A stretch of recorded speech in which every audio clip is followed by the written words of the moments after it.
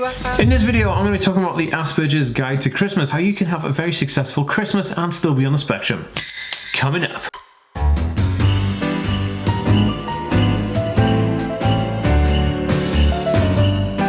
Hey guys, welcome back to the Aspie world. My name is Dan. I have Asperger's syndrome, ADHD, OCD and dyslexia. I make weekly videos on this type of content, so if you're new around here and you'd like to learn more, try helping me change the world by clicking that subscribe button so we can make a difference together. Oh, also, if you're watching over on Facebook, make sure to hit that like and follow button to see daily videos from me. Okay guys, in this video I'm going to be discussing 5 different tips, my best tips for people to have a successful Christmas whilst being on the spectrum so that you feel relaxed, safe, healthy, happy and all that jazz. Let's get into it. Okay, so number 1, this is super cool. Oh yeah, and by the way, if you want to get me on Instagram, I love following new people, so go and give me a follow on Instagram, and I love following back and talking to new friends on Instagram, so do that right now. Okay guys, so the first one here is a no-brainer. I feel like it's a no-brainer, but it's a super good hack. A lot of people forget about it because like Christmas is a busy time of year. People are doing everything they possibly can. People are like, you know, marching up and down the high streets trying to buy the best gift. People are gonna, you know, fly in from all over the world to spend time with their family, and it's just crazy hectic, crazy busy, but it also shouldn't be crazy stressful, and it shouldn't cause you any more stress than it already probably does, because that's the nature of Christmas. So I have a hack. I have a simple hack, if you will. One of the ones, I think this is like my most favorable one. This is like the hack that I think works the best. Now, when there's family over in the house, or even if it's just Christmas in general, and you know, there's always family around at Christmas time, and there's a lot of people in and out, moving in and out. And oh yeah, by the way guys, I do have an elf on my shelf, and you guys can see him, he's out the back here. Hey Elfie. By having lots of people in and out of your house, it becomes a bit disrupted, and your usual patterns of the things that you find safe, like the living room, the couch, even the backyard, all those things become compromised because there's people in them, there's strange people are not normally there, the routine's completely disrupted, and that disruption can be very daunting, especially if people on the autism spectrum can become vulnerable from this type of stress.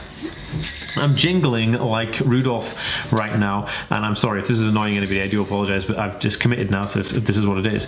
So this is what I would tell you to do if you're in that situation. What you need to do is get a room in your house or an area of that room and create like a you zone, like your own zone where no one's allowed to go. It stays the same. You've got snacks in there, you've got drinks in there, you've got maybe a PlayStation, a TV, whatever, Xbox, whatever it is that you want in that zone, so that if everything's getting too stressful out here, you can always retreat and go into there and then relax and chill and just be you in that space, because we all need that relaxation space to get away, because some people like having family around, they like that busyness and the hustle and bustle of Christmas and all that rubbish that goes on, but a lot of people on the spectrum like to have a bit of quiet downtime and a bit kind of more calm, if you will. And what is this? My hat is broken. What is going on? I'm going to fix this.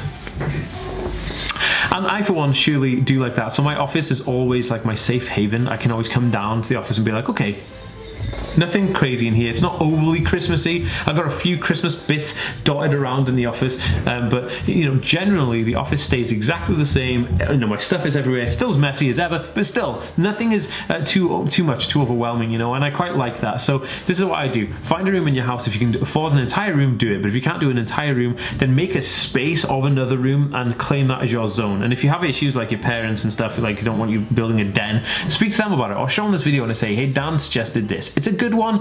I think you'd enjoy it, so please check it out.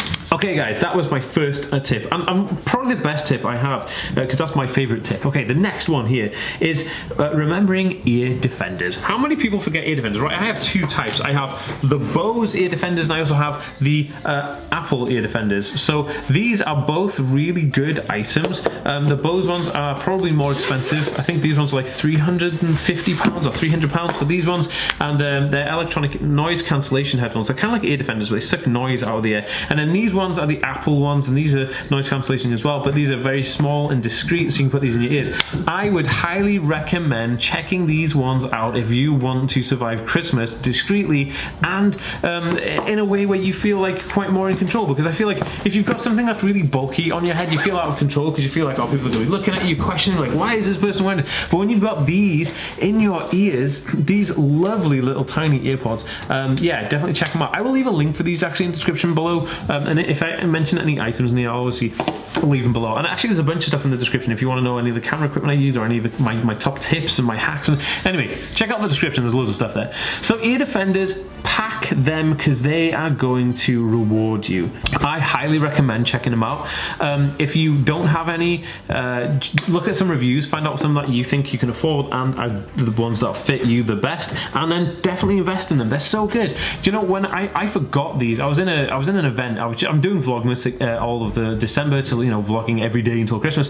But then one of the things that happened is I went to a rally in the university close to me, and it was really noisy and really busy, and I forgot my ear defenders, and I kind of got overwhelmed. And then it reminded me of the fact that sometimes at Christmas, when there's like loads of people on the table and there's like kids running in and out and then somebody in the kitchen and it gets all crazy, and that craziness drives me really overwhelmed. And I'm like, oh, so I highly recommend checking out ear defenders because these are going to be lifesavers. Honestly, these are going to be lifesavers. If you know what I'm on about, leave me a comment right now and say, Dan, ear defenders are the best things ever. Everyone needs to get ear defenders or noise cancellation headphones.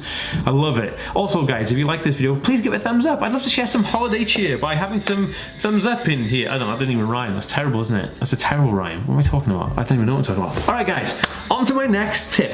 Okay, this one's really important, okay? So, people on the spectrum usually have a sensory processing disorder also, comorbidly with their condition. I, for one, have a sensory processing disorder that gives me the heebie-jeebies with food textures and certain foods as well. So I have certain foods I can't be around, like chopped garlic or chopped onions or vinegar. Ugh. And so those things are not in the picture for me. I can't have them anywhere near me. And a lot of the time at Christmas, people are doing all fancy cooking and the turkey's bathed in garlic and onions and all this rubbish. So I have to make everybody who I live with or who I'm going to have food with aware before I get there of my food aversions or the things that I don't want to have on my plate or the things that I can't be around, so that when they are doing those, then I can be removed from the situation. For an example of this, when we went to my girlfriend's parents' house for like a summer gathering or an Easter gathering, I can't remember, I think it was Easter actually, and they were doing like an Easter hunt for the kids. And they were doing food, so they said, hey Dan, we're going to be doing some food very, very shortly, and we're going to be cutting up some onions, so can you step outside the house? And I was like, okay, I'll do that. And by doing that, I actually I was saved from the horror torment of gross foods that are going to make me feel really sick and uncomfortable, because those things really upset me.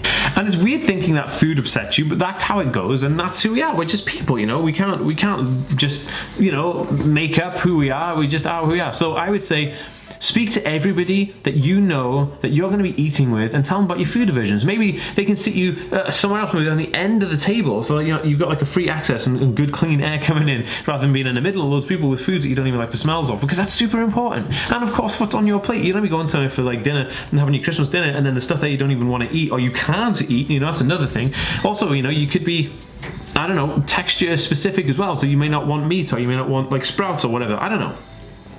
Whatever it is, long before the meal happens, pause this video right now and write down a list of places you're going to be eating over Christmas, and then write down the contact person next to it, and then when this video is finished, go and phone that person and then sort it all out, and then come back and give me a comment saying, Dan, I sorted on with Christmas dinner plans and all the food I'm going to be eating in this festive period.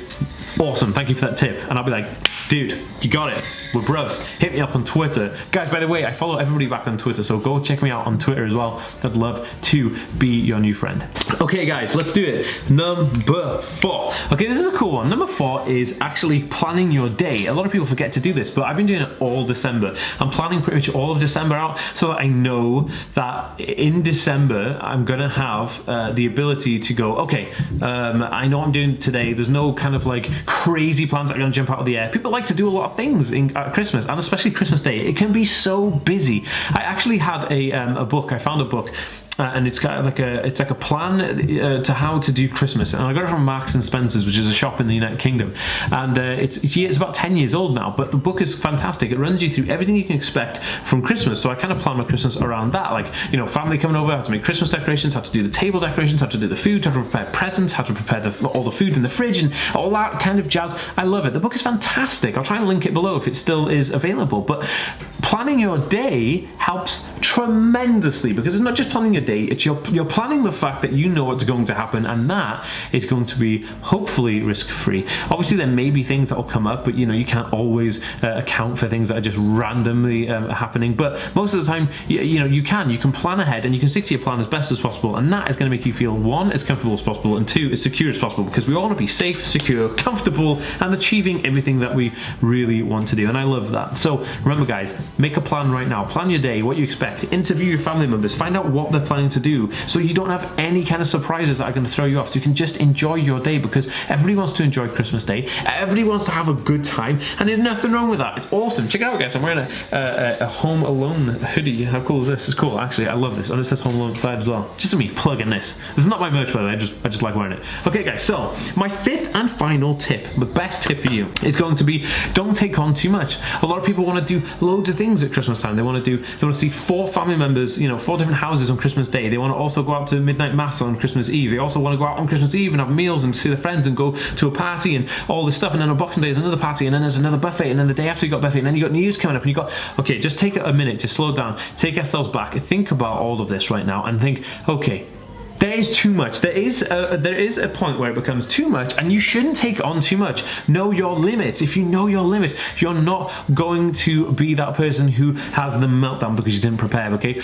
Put this into your plan. Using the one I just said now, number 4, planning your day, put this into the entire week. Plan your week. Make sure you don't take on too much. If somebody asks you, hey, do you want to come to this party, but you're already going for dinner 2 hours before the party, and they might run late, don't risk it and say, okay, I'm going to the party, because you're going to stress yourself out. It's not going to go to plan. It's not going to happen. Everybody is more stressed at Christmas time. Everybody's hustle and bustle is like 1,000 miles an hour. You don't want to rock the apple cart, and you don't want to destroy your day. At the end of the day, you want to have a nice festive period. You want to be able to enjoy what you're doing, and there's nothing wrong with that. I, for one, love the Christmas period for just trying to find time to relax. Like, all my videos are going to be uploaded and scheduled this week, so that nobody, has to worry about me having to work over the Christmas period, because all my videos are done. But it depends, who you are, and I know how much I can take on and how much I can't do. So remember, always work within your limits. Don't do too much, and try and relax with it. And that's one of my main things that I'm trying to do over the Christmas period, and I highly advise you to do it as well. So remember guys, Dan says don't take on too much. And how do you know when it's too much? When you question it. If somebody says, can you do this, and you go, that there, no, you can't do it. You go, oh no, actually I can't. But if you can you do this, you go, yeah, I think I can, I'm free, so yeah, okay, cool. That's how you judge if it's too much or just right. So guys, with that being said, this has been the best 5 tips for Christmas, the Asperger's Guide to a Successful Christmas from Dan, the Aspie World here, and I wish you guys a very Merry Christmas, a happy holidays, and without further ado, have fun, and I'll see you next time guys. Peace.